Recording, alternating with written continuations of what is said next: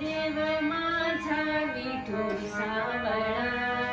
या अभंगाचे स्वर ना राग भूपालतोडी मध्ये आहेत.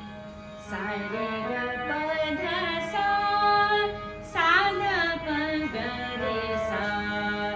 देव माझा प प ध प विठू ग रे सा. सावळा रे ग माळ त्याची सा सा सा रे ग. माझिया रे ग गळा रे सा. साजी रे दसा पग रूप सुंदर. पद सा रे सा कटी झळके दसा ध पग.